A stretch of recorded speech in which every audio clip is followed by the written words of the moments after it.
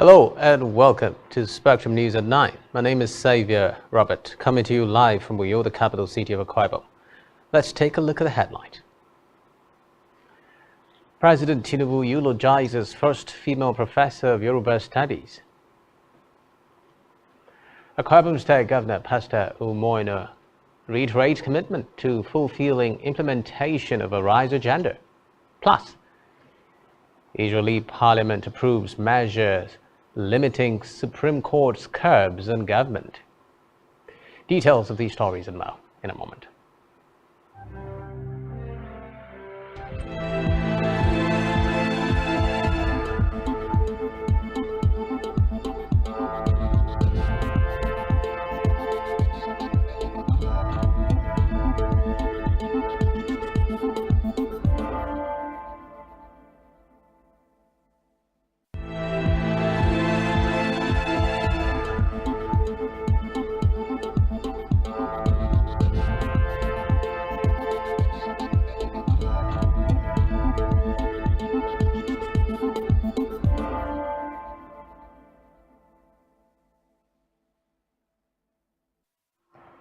We'll begin the news tonight with Nigeria's leader, President Bola Tinubu, who has eulogized the first female professor of Yoruba Studies in the world, Professor Motayo Olutoye, for her important contributions to the Yoruba language, culture, and tradition.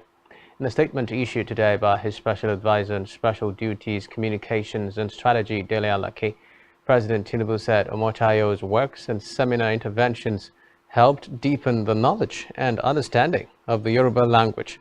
Professor Olutoye, who died recently at 87, was the wife of Major General Olufemi Olutoye, retired, the Alani of Idoani in Ondo State, and mother of renowned surgeon and pediatrician Professor Olurotimi Olutoye.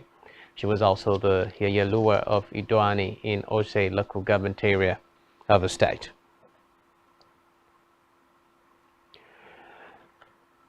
To the number 2 citizen of Nigeria now, Vice President Kashim Shettima, who is representing President Bola Tinubu at the United Nations Food Systems Summit in Rome, as well as the Russia-Africa Summit. Shettima departed Abuja yesterday for the 2 major international summits in Rome, Italy, and St. Petersburg, Russia. This was disclosed in a statement by his spokesman Olushola Abiola.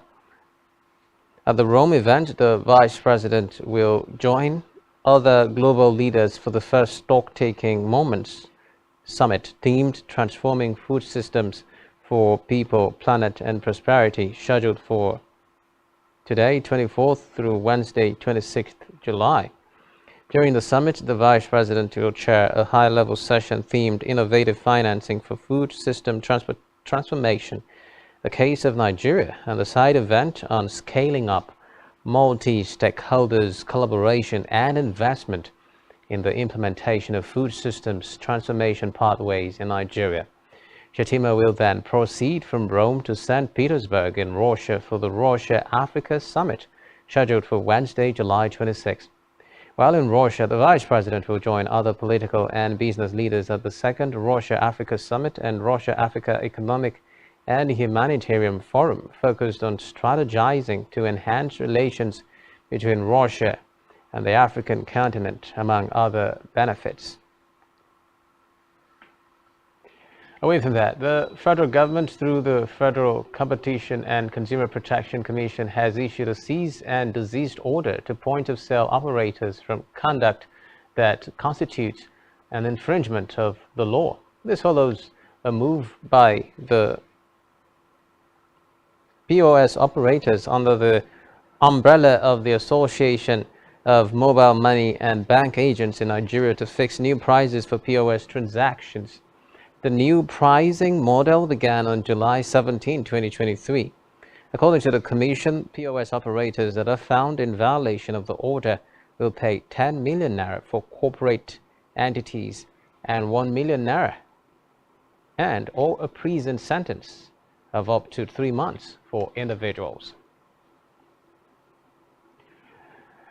Meanwhile, the federal government has announced the introduction of 4 additional regulations to address environmental and safety concerns in the midstream and downstream petroleum sector. It announced this through the Nigerian Midstream and Downstream Petroleum Regulatory Authority (NMDPRA) in Abuja.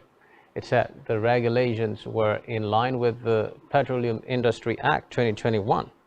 NMDPRA said the specific regulations introduced are a midstream and downstream petroleum environmental regulation 2023 designed to ensure that environmental standards and practices are upheld across midstream and downstream petroleum operations. It added that the aim of the Environmental Remediation Fund is to provide resources for the cleanup, rehabilitation, or management of negative environmental impact from petroleum operations nationwide. In the meantime, the federal government has arraigned 12 suspected oil thieves in connection with the intercepted Cameroon-bound vessel laden with 150 metric tons of stolen crude oil. Reports say the federal government arraigned the 12 suspected oil thieves before the Federal High Court in Asaba. The charge sheet had as defendants Kabina Paul and Ors. The defendants, however, pleaded not guilty when the 2 counts contained in the charge sheet were read to them before Justice F.A. Olubanjo. Recall that the vessel MT Tura 2 was intercepted on July 7 on Escravos Sea in Delta State with 11 Nigerians and 1 Ghanaian on board. On aviation matters, the Federal Airport Authority of Nigeria FAN has shifted the date to effect the new toll fare at the Nnamdi Azikiwe International Airport from July 17 to August 1, 2023. According to a statement by the FAN management in Abuja, the postponement was to allow airport users enjoy more of the current charges. The statement noted that the fare for cars will change from 200 to 300 naira, while those of buses and sport utility vehicles will change from 300 to 500 naira only. It also added that the fare for trucks 6 tires would change from 500 to 1,000 naira, while those of trailer and container tariff would be 2,000 naira. The management urged the public to take note of the changes in the effective date and tariff. It also appealed to all airport users that own vehicles to use the dedicated park and pay for car parks that had been provided for their comfort, noting that drop-off zones, rules, and regulations guiding movement should be respected to create free traffic flow around the airport environment. From the Red Chambers now, where the leadership of the Senate today assured traditional rulers of constitutional role in governance, which it said would be effected through constitution amendment. Assurance for the traditional rulers on constitutional role in governance was given by the Senate President Godswill Akpabio when he had in an audience the royal fathers across the 36 states of the Federation and the Federal Capital Territory. Akpabio, who gave the assurance in response to requests made to that effect by the traditional rulers, said roles of the royal fathers in governance, particularly on security matters, are very important.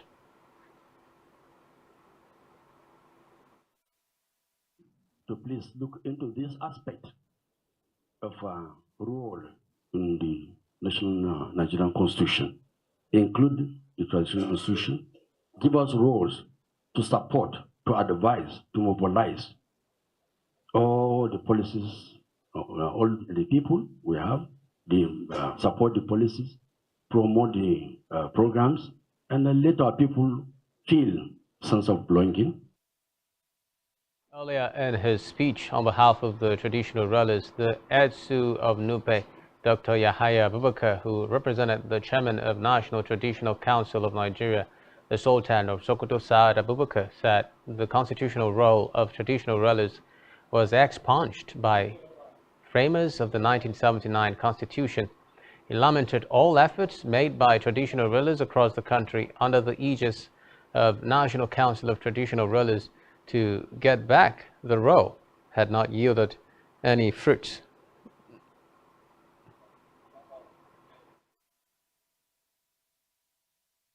The requests that you have made before us is not strange. It's something that if we had the opportunity to visit all of you whilst we were struggling to take over the leadership of the Senate, we probably would have made it as one of the manifestos. And we would have made it as one of the manifestos and said, please, we want royal blessing. But before you give us the royal blessing, we promise you that we'll definitely do everything possible to work with the House of Representatives and all our colleagues to create a rule in our constitution for the traditional rulers in Nigeria. From the Green Chambers, the House of Representatives today promised to recover the sum of over $9 billion in fines imposed by the federal government on local and foreign companies operating in the oil and gas companies industry over gas flaring.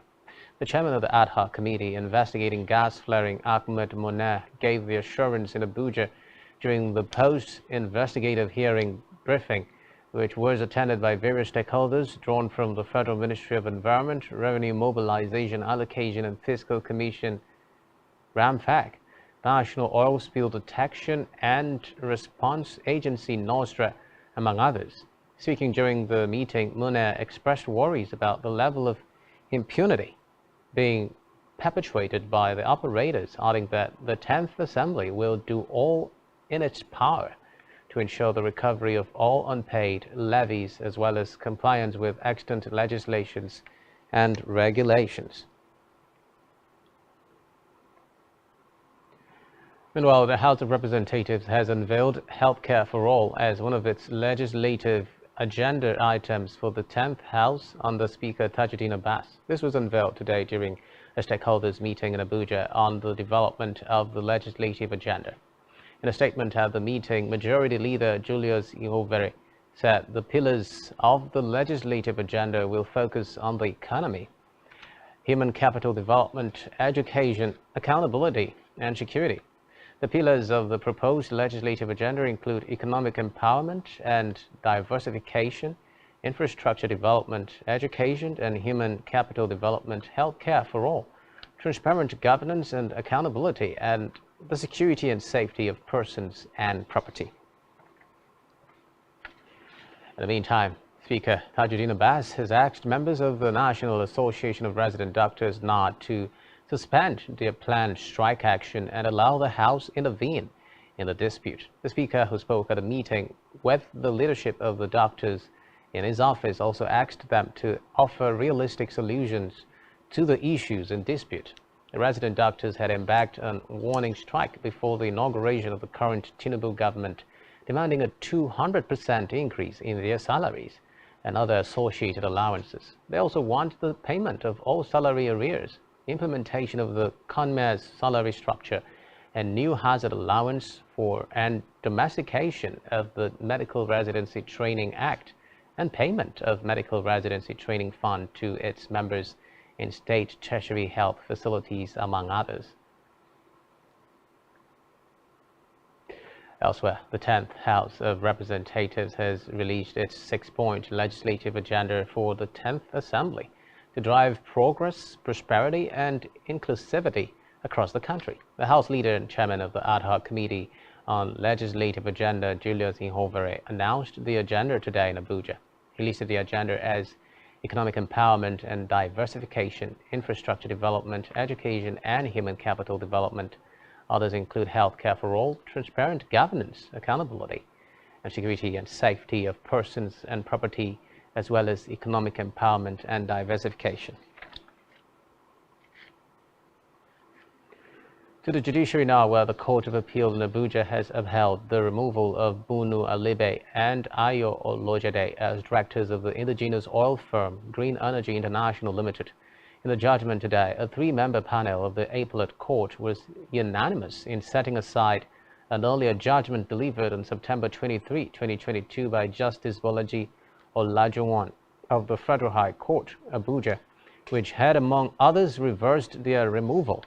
The Court of Appeal faulted Justice Olajuwon's decision that sufficient notice was not accorded Alibe and Olojede before the holding of the November 12, 2020 Annual General Meeting, AGM, of Green Energy, where the decision to remove them was taken, among other resolutions. The judgment today was on the appeal filed by Green Energy and its chairman, Professor Anthony Adebulube, against the September 23, 2022 decision by Justice Olajuwon. In the lead judgment, authored by Justice Jamilu Tukara, but read today by Justice Danlami Senchi, the court held that the removal of Alibe and Olojede was in compliance with relevant laws, particularly the Companies and Allied Matters Act, CAMA. Meanwhile, the National Assembly Election Petition Tribunal sitting in Asaba Delta State has nullified the election of the member representing Anyocha Oshimili constituency at the House of Representatives, Ngozi Okolie. Ngozi Okolie of the Labour Party LP was declared the winner of the February 25 House of Representatives election in the federal constituency by the Independent National Electoral Commission, INEC. But immediate past minority leader of the House of Representatives and candidate of the People's Democratic Party PDP, Ndudi Elumelu, filed the petition before the tribunal, praying it to disqualify Okolie. Elumelu in the petition argued that Okolie was not properly sponsored by the Labour Party and that he did not resign his position as a public office holder. The three-member tribunal panel, headed by Justice A. Z. Musa, in its ruling disqualified Okolie and declared the runners-up in the election, Ndudi Elumelu, as the winner of the election.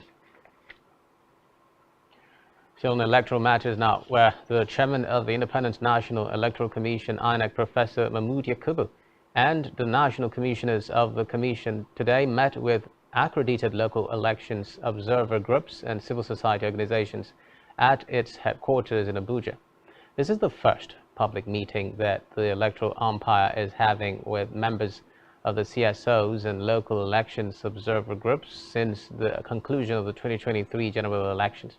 The electoral umpire laments that out of the 228 CSO groups which were accredited, only 67 of them have submitted their reports to the commission, representing only 30% of the accredited groups for the election. The performance of the technology deployed for the election is part of the ongoing review of the 2023 general election. It will form an integral part of the comprehensive report that will serve as a basis for further engagement with stakeholders, focusing on specific actions necessary for the improvement of future elections and electoral activities in Nigeria. On this note, it is appropriate for the Commission to express its appreciation to civil society organizations and development partners for their enormous support to the Commission during the 2023 general election. This came in the form of technical advice, civic and voter education, organization of meetings and capacity building workshops, as well as the publication of documents.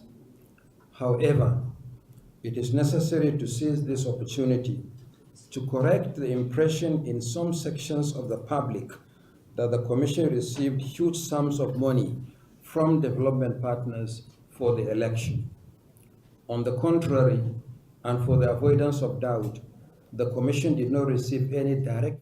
In response, Center for Transparency Advocacy, Faith Nwadishi, commended the use of technology during the 2023 elections, while also attributing technology for most of the hitches experienced during the elections.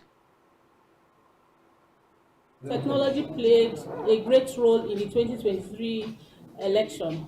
We also acknowledge that some of the lapses that we saw in the 2023 election were also because of technology. And most importantly, sir, that in your speech, you indicted and recognized the role of some INEC staff that they played in undermining this election. That is a very welcome development. We're looking forward to the prosecution of these INEC staff that have been indicted. We also acknowledge the fact that we know that the former or the suspended resident electoral commissioner of Adamawa State is right now under prosecution. We acknowledge these very positive steps, and we wish that the commission will see this to an end. In preparing for the 2023 election, I want to also use this opportunity to commend my colleagues, civil society, for the role that they played in working with INEC and other stakeholders and the turnout of the election that we had. We're hoping that this meeting will be a meeting where we all have the opportunity to speak very objectively to the issues and return that feedback from INEC. I know, sir, that in your statement you had mentioned that the issue of the IREV, well, you know that it's still in court, and it's something that you want to suspend comment on. But within the purview of what will not be indicated in the courts, we hope that you can throw more light to us on why the IREV didn't really work the way it was supposed to work in the presidential election. And also to note that out of 228 observer groups, this is not very good for us from civil society. Only 67 observer groups have sent in their reports. And we encourage my colleagues that we try as much as possible the effort that we put into applying for accreditation. Meanwhile, the meeting aims to review the 2023 general elections with the CSOs, observer groups, as well as discuss preparations for the upcoming off-season governorship elections in Imo, Kogi, and Bayelsa states. In another development, a group led by the All Progressives Congress returning officer for Adamawa governorship election, Mustapha Madawaki, alleged that the Independent National Electoral Commission (INEC) has the intention of jeopardizing the petition of the party governorship candidate for the state, Aisha Benani, before the State Election Petition Tribunal. Madawaki made this allegation while addressing journalists in Abuja on Saturday. The returning officer said that INEC has connived with the governor of Adamawa State, Amadou Fintiri, to forcefully take the mandate of APC candidate. And after it became clear that the APC candidate against all odds had won, the plot to deprive her of the victory was taken to another level. I, Alhaji Mustafa Umar Madawaki, Otumba of Ekiti, was the returning officer for the APC at the Coalition Center, and so I can talk about what happened. First, I noticed that the resident electoral commissioner, Barrister Ali Hudu, was conspicuously absent. Only the two INEC federal commissioners sent from Abuja to keep an eye on the process were present at the Coalition Center. When I questioned them, I was told that the resident electoral commissioner was unavoidably absent because of administrative issues. It later turned out that what they told me was false. He was absent because there was a concerted attempt to keep him away from the coalition process because he had refused to play according to the plan to scuttle the clear victory of the APC. The returning officer said the party has confidence that at the end of the ongoing judicial process, the truth will prevail. He stated that all allegations leveled against the former Adamawa REC, Hudu Ari, and the Commissioner of Police, M.A. Basse, were false, adding that INEC wants to use their arrests to make them unavailable as witnesses in the election petitions.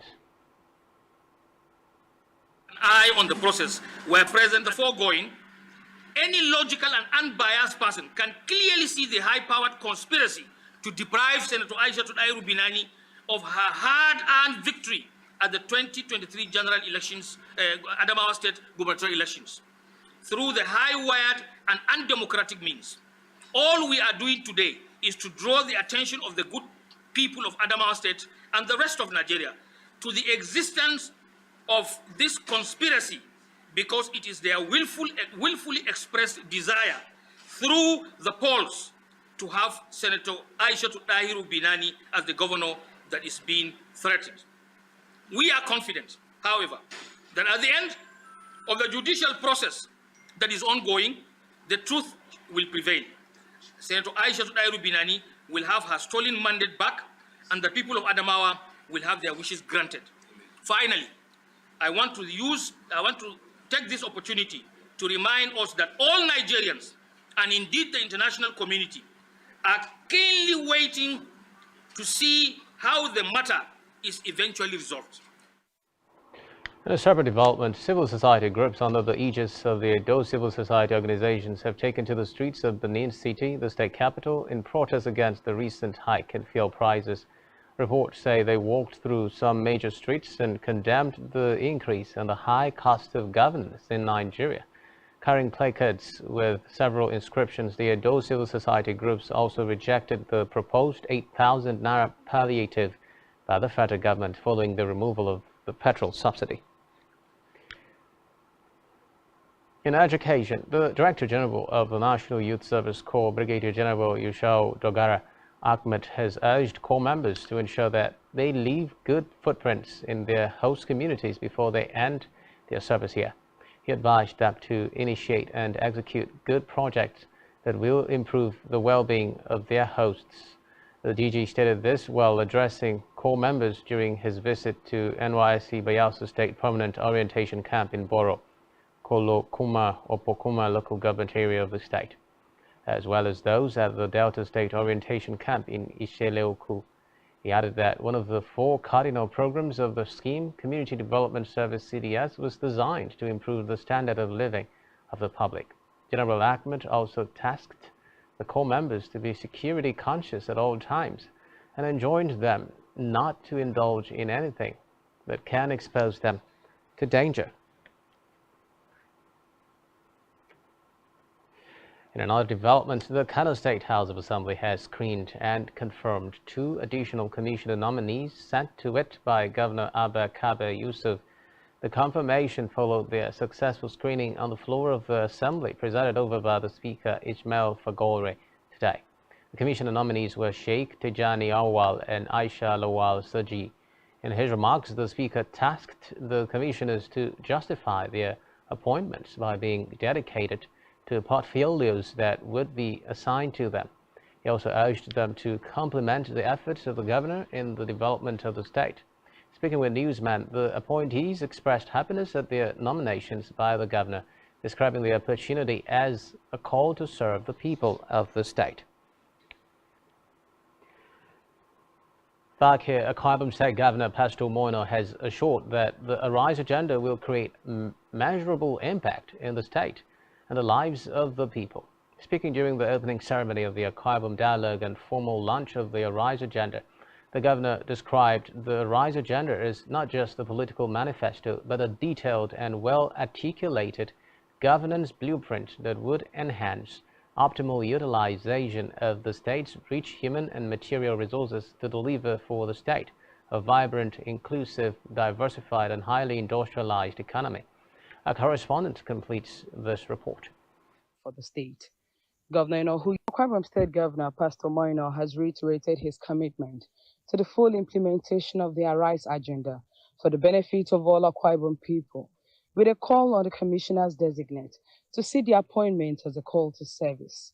Speaking during the Akwa Ibom Dialogue and the formal launch of the Arise agenda held at the Ibom Icon Hotel and Golf Resort to you, the governor charged the nominees of the State Executive Council on the accurate execution of his Arise agenda, as there is work to be done and excuses will not be tolerated as they seek ways in drawing a clear roadmap for the state. Governor who used the occasion to announce that plans are in top gear to set up the Ibom Leadership and Entrepreneurial Development Center, where young people with ideas will attend the school, stressed that the school will give them the opportunity to blossom their ideas, while the government will also support them for 1 year in setting up to implement their ideas. But I'd like to say that you're coming into a new season. You may be old on the job, but there's a new template, and that template we will follow. The truth is, there is work to be done. The truth is, like our boss would always tell us, we will not take excuses. We will take results. And please, if you come to ESCO, we have brought you together because we expect that you will help us interpret and run with the vision that the Arise agenda represents. And I trust in your capacity. I have vouched for you to the Akwa Ibom people, and I want to believe that you will not let us down. Our people with necessary skills to compete and plans are in top gear to set up Ibom Leadership Entrepreneurial Development Center. In his speech, the immediate past governor of the state and the special guest of honor, Udom Emmanuel, congratulated Governor Ino for laying the right foundation, stressing that his blueprint is developmental, transformational, and transitional. He therefore expressed optimism that there will be a robust engagement across sectors, such that at the end of the retreat, a solid document will be produced that will enhance the overall growth of the state. And nothing could beat this. Let me also join my voice in saying congratulations. But one thing I can assure you we have in Akwa Ibom, we have the human resources. Any organization, anything you want to do, the first thing you need is the people.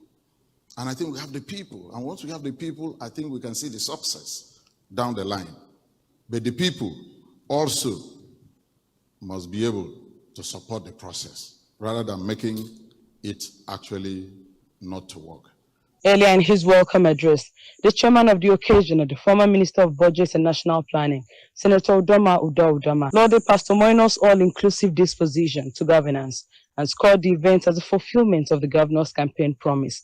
This, he affirmed, was reflected in reaching out to valuable indigents to think Akwa Ibom together, devoid of political divide, describing his presentation of his administration's blueprint to constructive criticism as commendable. Akwa Ibom dialogue to provide a platform for all Akwa Ibomites across political divides, as well as those in the diaspora, to contribute to the implementation of his governance blueprint, the Arise Agenda. The governor clearly believes that notwithstanding any political party differences, an Akwa Ibom person being elected as Senate President is an achievement for which all Akwa Ibomites should be proud. Your Excellency, I congratulate you on this step. I encourage you to continue your approach of reaching out to all Akwa Ibomites. This legislative intervention has led to a massive increase in the revenues Akwa Ibom derives from petroleum production. The task was not an easy one, but it helped us. Still to come in the news.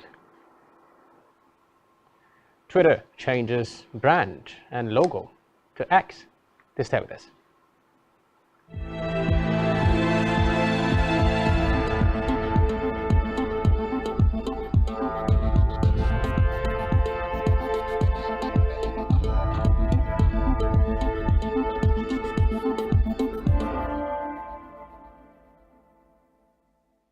Many thanks for staying tuned. Moving on now to Africa, where Ghana's former Minister for Sanitation and Water Resources, Cecilia Dabar, has been arrested by the Office of the Special Prosecutor, OSP, after the reported theft of $1 million cash from her house.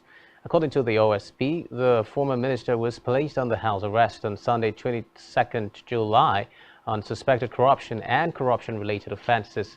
Meanwhile, many Ghanaians and anti-corruption campaigners have questioned how a public servant could have so much money stashed in their home amid an economic crisis in Ghana. Recall that Ghana's President Nana Akufo-Addo accepted her resignation on Saturday following a public outcry. According to reports, the money was uncovered after two of her domestic staff were accused of stealing $1 million in cash, along with £300,000 and several million Ghana cedis, as well as some personal items. Still in Africa, at least 14 people have died after their wooden boat capsized off the Senegalese capital, Dakar. Reports say rescue workers were still looking for more bodies after the pirogue overturned overnight from Sunday through Monday. Activity has increased in recent weeks along the Atlantic Sea route from northwest Africa, used by migrants to try to reach Europe via Spain's Canary Islands. At least 14 people died in mid-July when a pirogue capsized off Senegal's St. Louis near the border with Mauritania. Meanwhile, Chad has started preparations for the planned referendum due to take place on 17th December on a new constitution aimed at returning it to civilian rule. Today, the government launched an initiative to revise and update the list of the electoral register from the 2021 biometric file. A team comprising the Minister of Territorial Administration, who is also chairman of the National Committee in charge of organizing the referendum, and other government officials were in the Moyanchari region for the launch. Meanwhile, the new electoral register is expected to be published on 12th November to pave the way for campaign activities. In the meantime, Human Rights Watch HRW has accused Mali's armed forces and foreign fighters thought to be from Russia's Wagner Group of widespread abuses, including executing dozens of civilians and torturing detainees. It said the atrocities were committed over the last 7 months in response to the presence of Islamist armed groups in the central Mopti and Segor regions. Eyewitnesses said in March they saw helicopters flying low, shooting at villages. According to reports in February, they found the bodies of 8 men who had just been detained. Meanwhile, Mali's foreign minister said he was not aware of the abuses and denied that any foreign forces were involved in operations with the military.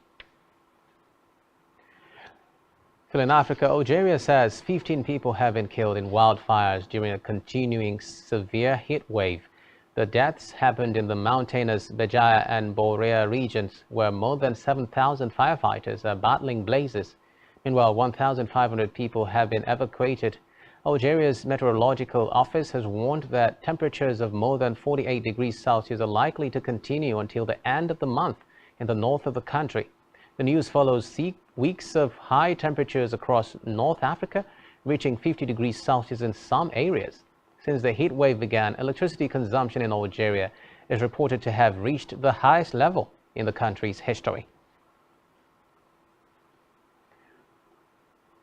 Meanwhile, a suicide bomber in Somalia's capital, Mogadishu, killed at least 13 soldiers and wounded at least 20 more inside a military academy today in an attack claimed by the Al-Shabaab militant group. A military campaign launched by government forces and allied militiamen in 2022 has forced the Al-Qaeda-linked group from large swathes of territory in southern Somalia, but the militants have continued to stage deadly raids. Reports say in recent weeks, with the military campaign against them stalled as the army prepared a second phase of the offensive, Al-Shabaab fighters had stepped up their attacks. Elsewhere, President Vladimir Putin has pledged to deepen relations with African countries across several spheres, promising a free supply of grains to the continent to tackle food insecurity. Putin made this known today in a statement themed Russia and Africa, joining efforts for peace, progress, and a successful future ahead of the second Russia-Africa Summit and Russia-Africa Economic and Humanitarian Forum. The summit, scheduled to hold on July 27 and July 28 in St. Petersburg, Russia, seek to strengthen relations between Russia and Africa, outlining priority cooperation areas for the coming decades of the 21st century.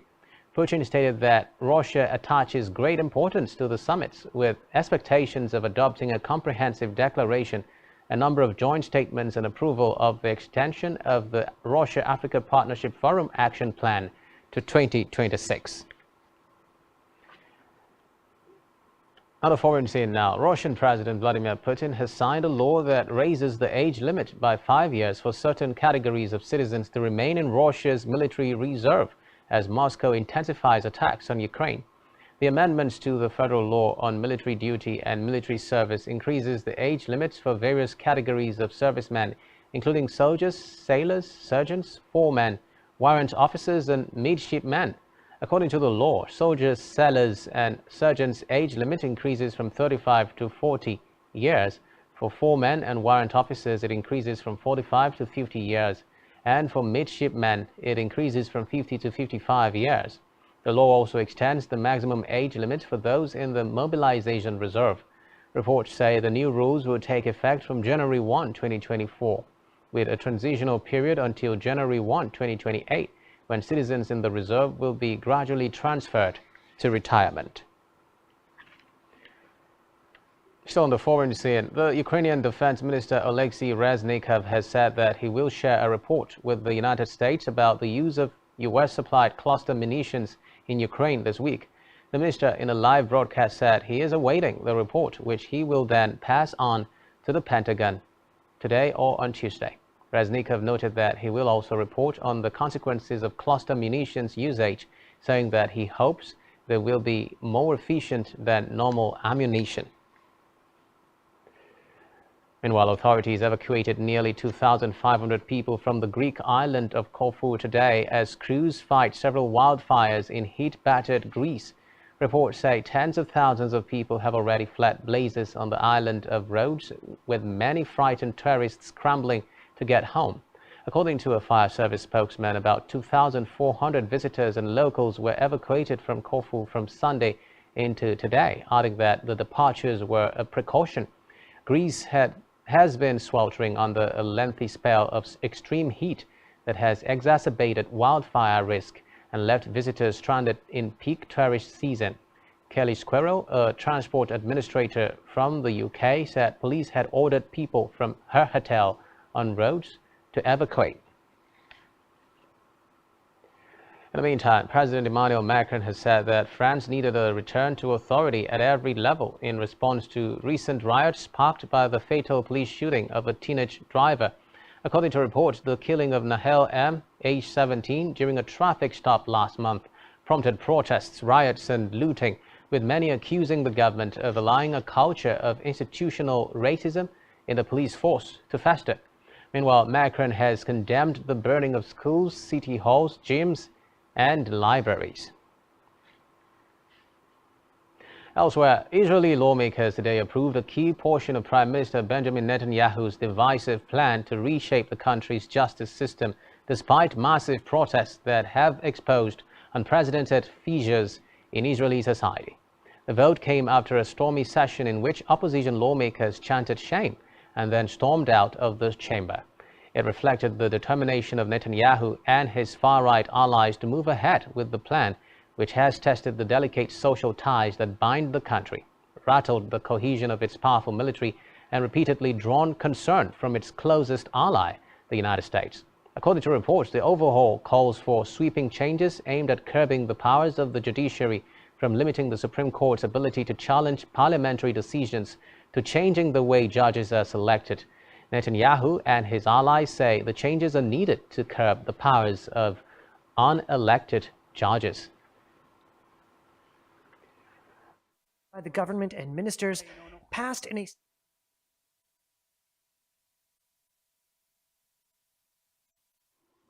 And now it's time for the latest business and stock market stories. Here is Blessing Dixon.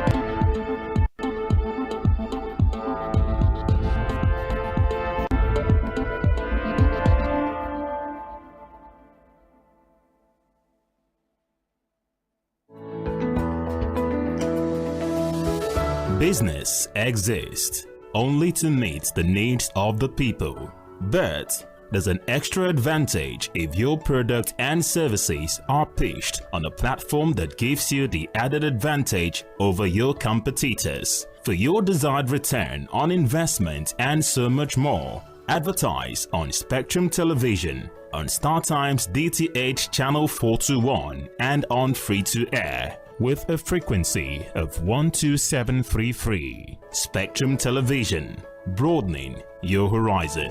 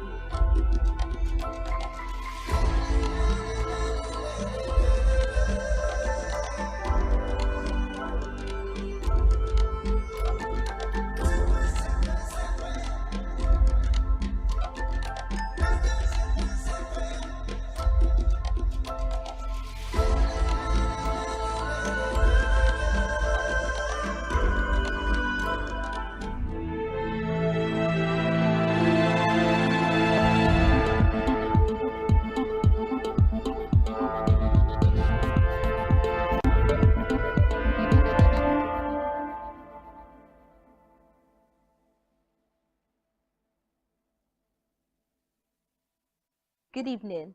It's a new business week. My name is Blessing Dixon.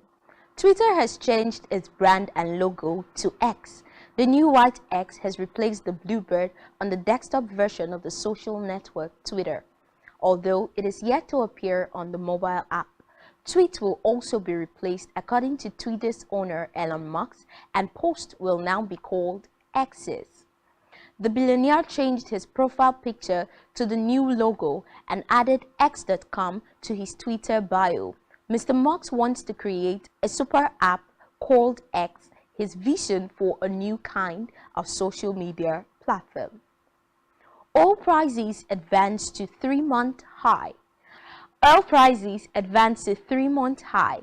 Nigeria's price benchmark Brent crude futures surged past $82.50 per barrel today, closing in on their highest in 3 months, propelled by an outlook of tighter global supply and a surge in Chinese demand. Last Friday, United Arab Emirates Energy Minister Swahil Amruzero expressed confidence in the effort of OPEC to support the oil market, assuring that current actions are adequate. China, amid a faltering post-pandemic recovery, is anticipated to introduce targeted stimulus measures to bolster its economic rebound and sentiment in the market. In Nigeria, the Nigerian Midstream and Downstream Petroleum Regulatory Authority said it has introduced 4 additional regulations that will govern the activities of the midstream and downstream sectors of the Nigerian petroleum industry. According to the agency's General Manager, Corporate Communications and Stakeholders Management, Kimchi Apollo, the regulations are in line with the Petroleum Industry Act 2021 (PIA). In March, the agency unveiled 6 regulations that will govern the activities of the midstream and downstream sectors of the Nigerian petroleum industry. The agency said the 4 new additional regulations aim to address environmental and safety concerns in the midstream and downstream petroleum sector. It's time for the Nigerian stock market report. Today is the first trading day of the week, and the benchmark all-share index climbed 264.89 basis points, a 0.41% increment to close at 65,268.28 points. A total of 831.5 million shares in 9,768 deals, corresponding to a market value of 12.936 billion naira, were traded. The current market capitalization of the Nigerian Stock Exchange is 35.5 trillion naira. 116 listed equities participated in trading, ending with 32 gainers and 30 losers. National Salt Company led the gainers with 10% share price appreciation, closing at 31 naira 90 kobo per share. On the losing side, Ikeja Hotel came out last with an end-of-day price depreciation of 10% at 2 naira 70 kobo per share. First Bank of Nigeria Holdings recorded the highest volume of 347 million traded shares. This is all on business news. Many thanks, Blessing. Still to come in the news. Janelle Hughes smashes British 200 meters record. Let's start with that.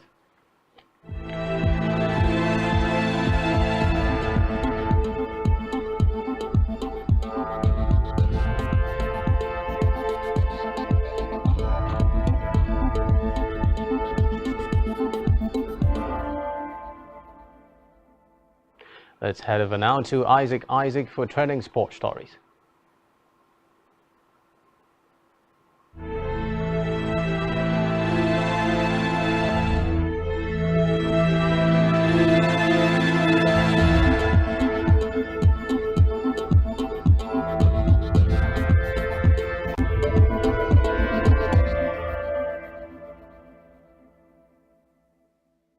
Well, thank you very much. In sports, Daniel Hughes broke the 30-year British 200-meter record by clocking 19.73 seconds in front of a sellout 50,000 crowd at the London Diamond League. The 28-year-old took 0.21 seconds off the previous mark of 19.94 set by June Regis at the 1993 World Championships. The record time saw Hughes take third, with American World 200-meter champion Noah Lyles winning in 19.47 seconds. It is the second long-standing national mark Hughes has broken this season, who smashed the 100-meter record back in June. Hughes, who ran 9.83 seconds in New York to better Linford Christie's time in 1993, previously ran 19.77 seconds with an illegal wind speed to claim the UK 200-meter title in Manchester early this month. Compatriot Dina Ashley-Smith ran a 100-meter season's best of 10.85 seconds to place second, while Marie-José Tallou of the Ivory Coast. Well, that puts her ahead of Jamaica's World 200-meter champion Sherika Jackson, with Britain's Daryl Nater taking fourth in 10.96 seconds. The 21-year-old Briton had been excited to compete at London Stadium for the first time, but would now focus her attention on next month's World Championships in Budapest and the chance to achieve the goal she missed out by 0.08 seconds last year. While in tennis, next-gen ATP Frenchman Luca Van Assche made a winning start on his debut at the Hamburg European Open yesterday when he overcame countryman Alexander Muller 7-6, 6-4 to reach the second round. The 19-year-old won 50% of points at Muller's first serve and rallied from a double breakdown in the second set, winning 5 consecutive games from 1-4 to clinch his victory at 2 hours and 15 minutes. Van Assche is into the second round at the tour-level event for the 6th time this season and will aim to reach the third round for the first time when he meet 7th seed Alejandro Davidovich Fokina or G-Star champion Pedro Cachin at the ATP 500 clay court event. Van Assche is currently 6th in the ATP Live Next-Gen race with 521 points. The Frenchman is seeking to make his debut at the Next-Gen ATP Finals at the end of the season. In athletics, Nigeria's small by 100-meter men's relay team quest for a place in this year's World Athletics Championships in Budapest was dashed again in Benin Republic as they failed again. The Nigerian side missed the qualification by mere whiskers last week at the Yaba College of Technology in Lagos and had to move to Benin to try the luck. To qualify for the relay event in World Athletics, the team must be in the top 16 to be able to participate. The quartet of Favor Ashe, Kanyishola Ajayi, Alaba Akintola, and Gotten Brume dropped the baton in Benin.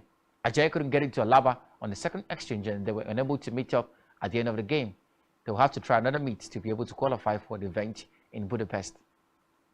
Finally, from the football scene, Bayern Munich forward Sadio Mane is considering an offer to join Saudi Arabian Pro League side Al Nassr. Mane, who is 31, has fallen out of favour at the Bundesliga champions after an underwhelming first season following a £35 million move from Liverpool last summer.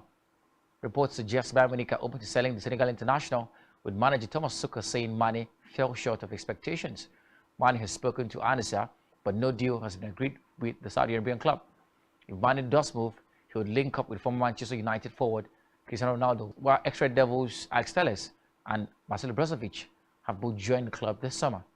After a successful spell at Anfield where he won the Champions League and the Premier League, Mane moved to Germany last summer, stating it was the right time for this challenge. He played 38 games for Bayern Munich, scoring 12 goals, and Thomas Tuchel said the competition is extremely high and the starting position is not easy for the man. But that's it on sports. My name is Isaac. Many thanks, Isaac. And on our entertainment news, international Afrobeat star David Adeleke, popularly known as Davido, has warmed the hearts of many with his kind gesture. The singer has donated $10,000 to Kekwaru Ngozi Mary, an Eko hotel and suite staff who found and returned a customer's lost $70,000. This came after the hotel worker trended across social media platforms for her selflessness in returning the misplaced cash. Reports say after the news circulated, the singer took to his official Twitter account and pledged the reward shortly after Ngozi was found, and as promised, he donated the reward to her. That's all we have for you at this time. Do ensure to follow us on social media and subscribe to our YouTube channel, all of which you can find on our website, spectrumtv.ng. You've been watching Spectrum News at 9. My name is Xavier Robert. Do enjoy a terrific night rest. Bye-bye.